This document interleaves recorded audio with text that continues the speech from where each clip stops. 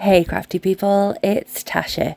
I'm back with another video tutorial and new release video hop for WOW Embossing Powder.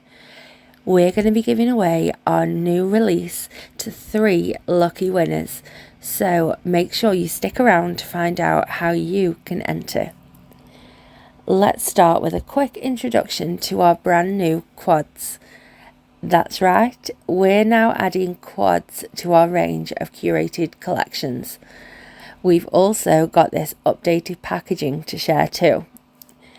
Our first quad is called Building Blocks, and it contains these 4 gritty and industrial powders that were designed to be the basic building blocks of your creations.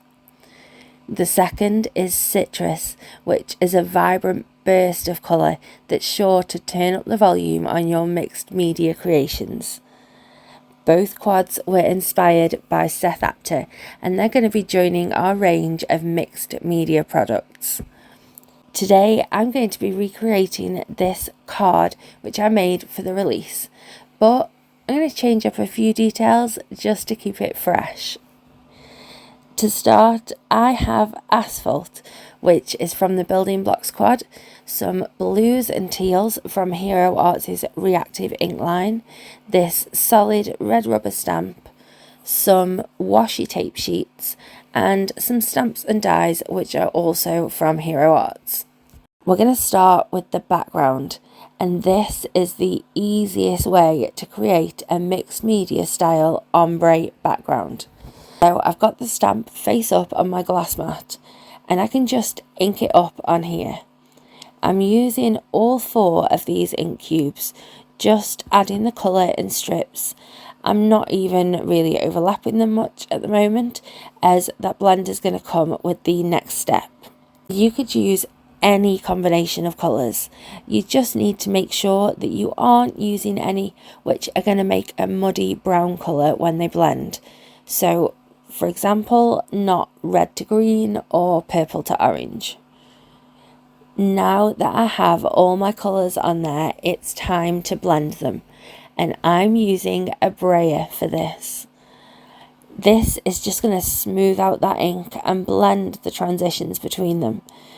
It's going to lift some of that ink as well, and I don't want to waste it, so I'm going to roll it off onto a panel of Neenah 80 and I can set this aside for another crafty session. Then I'm laying an A2 panel of that same cardstock on top of my stamp, and I like to add another sheet of paper over the top before rubbing over the whole thing to really make sure that I've got a decent transfer of ink. I know that I'm not going to get a perfect result, but I'm happy with that. It suits the style that I'm going for, and I really love how this turned out. So setting that aside to dry and moving on to our embossing. Today I'm going to be embossing my images onto this washi sheet. If you don't have anything like this, you could go for some vellum instead. You just want to be sure that you stamp onto the matte side of this washi. I'm just adding it to my Misty along with this gorgeous lily bouquet image that I've got. I don't fully know how the washi sheet will behave, and I don't want to waste any of it, so I'm adding some powder to it just in case it's retained any moisture from my skin. Then I can stamp with my VersaFine Onyx Black, which I know will definitely stay wet long enough to allow me to emboss with it.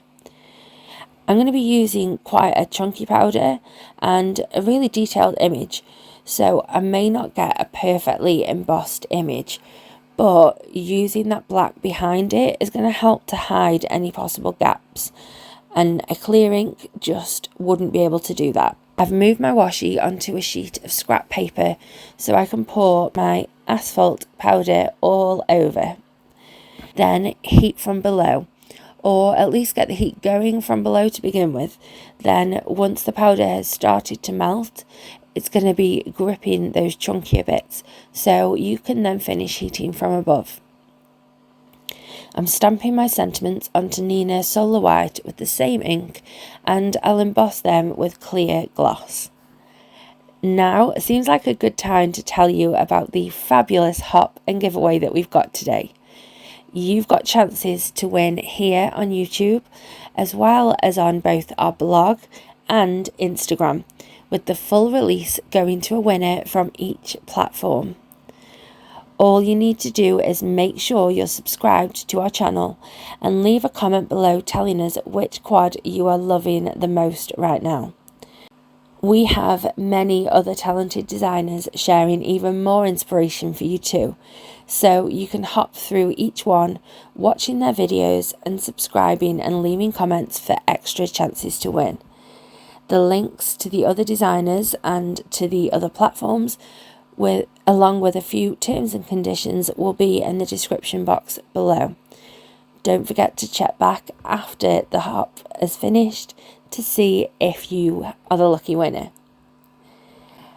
I'm cutting my images out with the coordinating dies, and then I'll fussy cut the sentiments. I've also cut a long thin tag from some more of that washi, so I'm ready to assemble the card now. I want to position my florals first, so I'm peeling back the release and putting that right into place on the left hand side of my card panel. This is the largest element, so it's really going to dictate how my other elements fit in, and that's why I want to do this bit first. Followed by that long thin tag die cut, again peeling back the release and just sticking this into place. Now that I have both of my grounding elements down, I can add the sentiments where I want them to go. I selected a few different sentiments for this one, and I thought this was a good, wholesome message to put out into the world. I'm foregoing the foam adhesive for this design, just sticking the sentiments straight down with liquid glue. Lastly, I can add my cute little butterfly to finish the card. Thank you for spending time with me today, and I hope that you feel inspired by my tutorial featuring powders from the brand new Building Blocks quad. All of the other designers have their own inspiration to share, and I've even got a second card over on my own channel. Don't forget to leave comments and be sure you're subscribed on all videos from today's hop. Further details on how to win are in the description box below, along with links to shop the brand new quads inspired by Seth Apter. Have a lovely, happy, safe and wonderful week. Stay crafty. Bye.